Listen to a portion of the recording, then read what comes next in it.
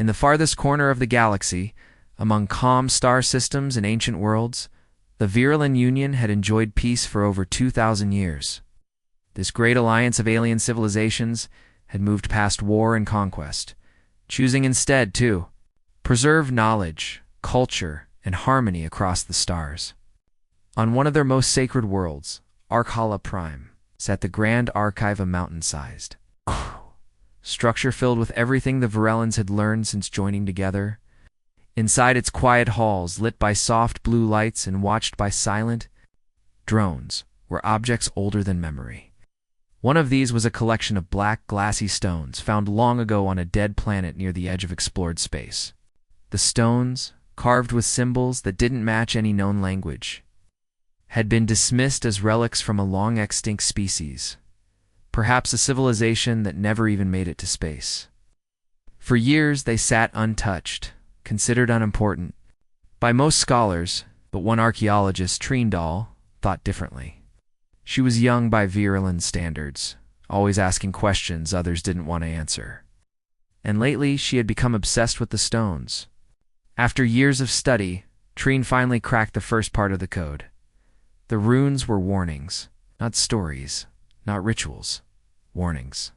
Again and again, in slightly different forms. One message repeated: beware the burnt world, beware the humans. She was confused. The word humans wasn't even part of modern galactic records. There were no known human colonies, no ambassadors, no ships. They were believed to be either a myth or perhaps a tiny, forgotten species that never left their home planet. When she presented her findings at the University Council, she expected alarm, or at least curiosity. But instead, she received polite smiles, condescending nods, and quiet laughter behind closed doors. An ancient ghost story, one elder said. Humans are only found in children's books. Even her colleagues called it a clever translation. Of a metaphor maybe, the burnt world was a symbol for some natural disaster. Or perhaps a way of describing the collapse of a primitive culture. No one took her seriously. Still, something about the warnings unsettled her. The words were too precise, too intentional. She felt as if whoever carved them had known someone would read them far in the future and had hoped they would listen. That night, unable to sleep, she returned to the stones. Using a scanner rarely employed for stone relics, she found trace amounts of metal inside the obsidian, a sign that the carvings had been exposed to intense heat at some point, possibly plasma level. Then she noticed something else. One of the Fragments wasn't stone at all. It was a kind of aged carbon shell technology disguised as rock. Carefully, she activated it. Nothing happened at first. Then, suddenly it hummed. A light blinked. Across the galaxy, in a forgotten sector near the Veil Nebula, a dormant probe long since written off by automated survey maps suddenly came online. Hidden in the shadow of a ruined moon, the probe had been sleeping for 600 years. Its outer shell, scorched and scarred, carried the ancient logo of Earth's long-lost Terran alliance. The system around it was quiet, abandoned, filled with asteroid fields and ghost signals. Then the probe lit up, powered by some internal core that should not have lasted this long. It stretched open like a flower blooming in deep space, and then, without warning, began transmitting. A stream of binary code shot through the stars, bouncing from dead relay to dead relay, finally making its way into the edge of Union space. At first, the message meant nothing to the Union's AI interpreters. Didn't follow modern structure, but it repeated. Not a distress call, not a communication. It was a signal, steady, emotionless, waiting to be received. In the communications center of the Virilan research ship Calmwater, stationed not far from the border, a young technician noticed the signal and flagged it. Standard procedure. But when the ship's onboard AI attempted to block or reroute, the signal adjusted itself. It wasn't just broadcasting. It was looking for something. And once it found the right channel, it sent a pulse. A wave of code, small but sharp, echoing like a key turning in a lock. All across the Silent systems near the Veil Nebula, hidden things stirred. Old satellites opened their lenses. Dead ships blinked back to life. Artificial minds, long buried, reactivated with new orders. One by one, signals awakened across 100 stars. Back on Arcala Prime, Trindal stared at the glowing fragment in her hand, heart racing. She didn't know yet what the probe had done, or that her discovery had just triggered a chain reaction beyond anyone's control. She knew this. The warnings were real. The humans were not extinct. They had never been gone. They had only been waiting. And now, they were coming back. The strange binary signal that had quietly awakened a forgotten probe began to ripple across the stars, weaving its way through space like a silent whisper carried by the light. At first, it was just a faint pulse, barely noticeable against the background noise of the galaxy's usual chatter. But soon, star systems far from the Veil Nebula started receiving the strange coda. Sequence of bursts and pauses that did not match any known language or communication pattern. The great galactic councils, gatherings of diplomats and leaders from countless species, convened emergency sessions to discuss this mystery. Some believed the signal was a warning of danger, perhaps a call to arms, a hidden code from a long dead empire trying to reclaim lost power. Others dismissed it as interference from old satellites or an unimportant relic of history repeating itself. No one had answers, only questions. Yet the signal kept growing louder, pulsing like a heartbeat, with steady, unchanging rhythm, as if it was calling for something or someone to listen and respond. Then, without warning, the first signs of trouble appeared. The remote outpost on Zenthrovi, a small mining station near the edge of Union space, suddenly went dark. Their communication feed, which had been steady for years, cut off abruptly, mid-message. The last transmission was a garbled sentence interrupted by static, leaving listeners confused and alarmed. Efforts to contact the station were met with silence.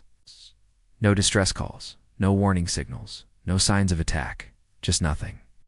Panic began to ripple through the neighboring systems. Next, several small mining colonies scattered across nearby. Asteroid belts stopped sending data. Entire settlements vanished from sensor scans. Rescue teams sent to investigate found empty structures, abandoned equipment, and no trace of life. There was no wreckage, no battles, no explosions, only eerie emptiness. The silence was deafening. As more systems went dark, fear grew. This the work of a new enemy? A hidden threat lurking in the shadows? Or was it something far older? Something thought to be buried deep in history? Amid this growing tension, Trindal found herself at the center of attention, not because she had answers, but because she had warned of the humans before anyone else. Her discovery of the ancient warnings had been dismissed as alarmism, and now many saw her as a source of unnecessary panic. The University Council placed her under quiet investigation, watching her every move, trying to determine if she was causing unrest without cause. But then, one evening, a stranger approached her in the dimly lit halls of the Research Institute. The man was a fringe scientist named Corval, known for his unconventional theories and work with ancient alien codes. He handed her a small data chip and whispered, "I've translated part of the probe's signal. You need to see this." Together, they decoded the message hidden within the binary pulses. The words were simple but chilling. Return protocol engaged, reclaiming all assets. It was not a call for help or a plea for peace. It was a command. The humans, whoever they were, had activated a plan that had been waiting in the darkness. For centuries, this was their signal to come back to reclaim what was once theirs. The implication struck Trine with sudden clarity. Humans were not a forgotten species, buried under dust and time. They had survived. They had waited. And now, they were on their way back to the stars they once called home. The news spread slowly at first, then like wildfire. Scientists scrambled to understand the meaning of reclaiming all assets. Military forces prepared defenses along borders that had long been considered safe. Political leaders struggled to keep calm while secretly ordering their fleets to patrol the outer systems. Meanwhile, unexplained events continued. Entire planets' communications ceased without explanation. Small fleets sent to investigate never returned. No one knew if these systems were taken by force, abandoned by their inhabitants, or something else entirely. Fear mixed with confusion, as the galaxy realized this was not a normal invasion or raid, was something different. Awakening of power long forgotten. In the shadows, alien species whispered old legends of a time when humans ruled vast parts of space, their ships cutting through the stars like storms. But those tales were dismissed as myths, until now. Trine and Corvell worked tirelessly to decode more of the signal, piecing together fragments that spoke of human colonies lost during a mysterious collapse centuries ago. The return protocol was part of a recovery mission, a reclaiming of lost territory and technology, powered by advances humans had made in secret. It seemed the humans had changed, evolved beyond their ancestors. They no longer sought simple survival, they wanted to restore what was theirs by right. As Trine stared at the star charts, she saw lines drawn between the dead systems and the path the probe's signal followed. It was a trail of forgotten history, leading to a truth that no one was ready to face. The humans were returning, not as desperate survivors, but as a force reshaping the galaxy's future. And while no one knew their true intentions yet, one thing was clear: the era of peace was over. The stars themselves seemed to hold their breath, waiting for the humans to arrive. The strange binary signal, once a faint pulse deep in the quiet space near the Veil Nebula, began traveling faster and farther than anyone expected, spreading like a ripple through the vast darkness. It reached multiple star systems, each one receiving the strange code with increasing intensity. The pattern was unlike any known language or transmission protocol, and no one could understand its true meaning at first. The great galactic councils gathered in urgency, their leaders debating the source and intent of the mysterious message. Some feared it was a war code, a call to arms from a lost empire, or a hidden enemy preparing for attack. Others argued that it was merely a ghost of the past, remnants of a long-dead civilization whose signals had finally reached them after centuries of silence. The galaxy was filled with uncertainty and tension as no clear answers emerged. Then, without warning, the first systems began to fall into silence. The outpost on Zenthravi, a remote mining station on the edge of known space, suddenly stopped, sending reports. The communication feed cut off in the middle of a transmission, leaving observers listening helplessly to a broken sentence lost in static. Rescue attempts and urgent calls for contact were met with complete silence. No distress signals, no warning alarms, no signs of damage or battle, only an empty void where life once thrived. Soon after, other mining colonies scattered across. Nearby asteroid belts also vanished from sensor scans. Care communities simply disappeared, leaving behind abandoned machinery and empty habitats, but no wreckage or clues about their fate. Fear spread quickly as systems continued to go dark one after another, and the Galactic Council struggled to respond to this growing mystery. There was no battle, no conflict, no usual sign of attack, only silence. Silence was the most. The frightening sound of awe in the vastness of space. Meanwhile, Trindal found herself at the center of unwanted attention. Her previous warnings about the humans and the ancient glyphs had made her unpopular among many scholars and officials, who accused her of spreading panic without proof. Quiet investigations were launched into her work, hoping to discredit her findings and restore calm. But then, one evening, an unexpected visitor came to her. Corvell, a fringe scientist known for his bold theories and work with lost alien codes, quietly handed her a small data chip containing a partial translation of the strange signal. Together, they worked through the night, slowly unlocking the message buried deep within the complex binary pulses. The words they found were chilling and direct. Return protocol engaged, reclaiming all assets. It was not a plea for peace or a request for help. It was a clear command, a directive from an unknown force that had been waiting for centuries to activate. The realization hit Trion with overwhelming force. Humans, a species believed to be extinct or mythical, had survived the passage of Timon had begun a long-planned return to the stars they once inhabited. The return protocol was their call to reclaim what they had lost, to take back the territories and resources that had once belonged to them. Loud news of this translation Spread slowly, but inevitably, stirring a wave of fear, curiosity, and disbelief across the galaxy. Governments moved quickly to strengthen defenses along vulnerable borders, and fleets were deployed to monitor the systems that had already gone silent. Yet no one could predict what the humans truly wanted or how they planned to achieve their goal. Strange occurrences continued in the systems affected by the signal. Sensor arrays detected faint energy bursts where entire planets had gone dark. Exploration ships sent to investigate never returned, and their last messages were fragmented and full of static. The galaxy was watching a slow, silent transformation. But no one knew whether it was an invasion, a rescue, or something far more complex. Ancient stories and legends resurfaced in whispers tales of a time when humans ruled wide sectors of space with power and influence, only to be driven into hiding by alliances fearful of their strength. These myths, once dismissed as mere fairy tales, gained new weight as more evidence emerged. Trine and Corvell worked feverishly to decode additional pieces of the signal, uncovering fragments that spoke of advanced technology, hidden colonies, and long-forgotten battles. It became clear that the humans had changed in the centuries of their absence. They had not only survived but evolved, developing new technologies and strategies that allowed them to return with purpose and precision. The term reclaiming all assets referred not only to land and resources but also to lost knowledge and power in effort to restore a place in the galaxy that had been taken from them. As Trine studied star charts, she noticed a pattern linking the systems that had gone dark with the ancient routes humans had once traveled. It was a trail of history, pain, and hope, leading to a future none could yet imagine. Quiet.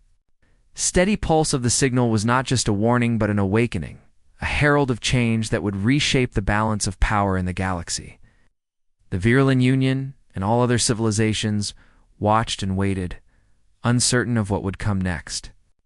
The humans were returning, but their true intentions remained a mystery wrapped in silence and shadow. And as the stars held their breath, one undeniable truth emerged. The galaxy's peaceful age was ending, and a new chapter was beginning, written by those who had once been forgotten but would never again be ignored, far beyond the bright cores of familiar star clusters, near the distant edges of the galactic rim where few dared to explore.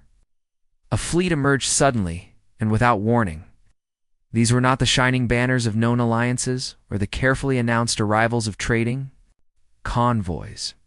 There were no flags, no messages sent ahead, only the cold, silent advance of massive ships moving with unyielding precision. Their dark hulls absorbed the faint starlight, making them look like shadows drifting through space. Unlike most travelers, they ignored the established space lanes that connected colonies and stations. Instead of using the vast network of jump gates that allowed safe and fast passage across light years, these ships bypassed them entirely, hacked into the systems controlling the gates, forcing them open or shutting them down to clear their path. This caused confusion and alarm across multiple star systems. Defense forces scrambled to respond, but the fleet's movement was unlike anything recorded in recent history. On Cathon Prime, a world famous for its automated defense grid, alarms blared through command centers as the fleet neared. The grid launched missile volleys meant to stop any intruders from reaching the planet's surface. But each missile was neutralized moments after launch, intercepted by unseen countermeasures, before it could cause damage. Defense operators watched helplessly as their weapons failed again and again. When the fleet finally arrived, no battle was recorded. No survivors were found on the ground or in orbit. The only sign left behind was scattered debris collected from the destroyed defenses, carried silently away by the void, deep inside the ruined remains of a long-abandoned industrial complex on Cathon Prime. Explorers discovered a chilling message etched into a patch of melted steel. The words were clear, deliberate, and impossible to ignore. We remember everything. This simple phrase sent ripples of unease through the Virulent Union and its allies. It was not just a warning, it was a declaration of memory, a promise that nothing from the past was forgotten. The Union, shocked by the fleet's arrival and actions, quickly dispatched envoys to open communication channels. Messages were sent in every known language, through every frequency, hoping to find at least a hint of dialogue. But no replies came. The human fleet stayed silent, responding to nothing, moving from system to system, like a force reclaiming what was once lost, rather than seeking to conquer new territory. Slowly, the painful truth became clear to the galaxy's leaders each. Star system the humans visited had once been home to a human colony before the Great Collapse centuries ago. Those colonies had been lost to war, disaster, or disappearance.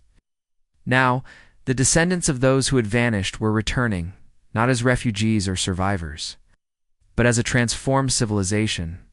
They had evolved in ways no one understood there. Technology and strategy far beyond anything seen before. No, they were not asking for permission or negotiating terms. The humans were taking back their place in the galaxy, moving with purpose and efficiency that stunned all observers. As news spread, questions filled council chambers and private homes alike. Who were these new humans? What had happened during the centuries they were missing? Why had they waited so long to return? More troubling was the fact that no diplomacy had yet been possible. The fleet did not communicate, they simply acted. Each reclaimed system strengthened their presence, adding more ships, more resources, and more control to their growing network. The Union scrambled to understand the scale of this return, but intelligence was scarce. Spies and sensors failed to penetrate the tight security surrounding the fleet, and no official representatives had come forward. The void between stars, it was as if the humans moved like ghosts, always present, never seen clearly, and impossible to stop. The phrase "we remember everything" echoed in the minds of many. It hinted at deep wounds from the past, memories of betrayal, loss, or exile that had forged this new path. It was a warning that the humans' return was not just about reclaiming territory, but about restoring a legacy stolen from them long ago. As the days turned to weeks, and weeks to months, the galaxy's peaceful age began to unravel. The silence of the returning fleet spoke louder than any war cry. It was a reminder that history never truly ends, that old debts and ancient grudges could rise again with power unimaginable. The Virulon Union and its allies faced a new reality, where waiting and hoping were no longer options. The shadows from Sol had returned, and with them, a future uncertain and filled with danger. The question remained, could the galaxy find a way to survive what was coming? Or was the age of human dominance about to begin once more? After months of tense silence and growing unease, the Virulon Union finally decided to send a final envoy, not as a plea for mercy, but as a step toward understanding a force that had remained an enigma for far too long. The envoy, a small delegation of diplomats, scientists, and peacekeepers, boarded a human command ship that loomed massive and dark against the backdrop of distant stars. Unlike any vessel the galaxy had seen, the ship's interior was strange, an unsettling blend of living tissue and advanced machinery, as if biology and technology had merged into a single, breathing organism. Walls pulsed softly with veins of light, and the air vibrated with subtle life that the visitors could feel. More than here, the humans aboard welcomed the envoys, not with hostility, but with calm precision. When they finally spoke, their voices were cold and focused, carrying the weight of centuries buried beneath silence. They said plainly, "You forgot us. You buried us. You lied to your children about monsters hiding in the dark. But we are not monsters. We are consequences." Those words echoed in the minds of the envoys long after the meeting had ended. The humans spoke not of revenge, nor of conquest, but of truth and reckoning.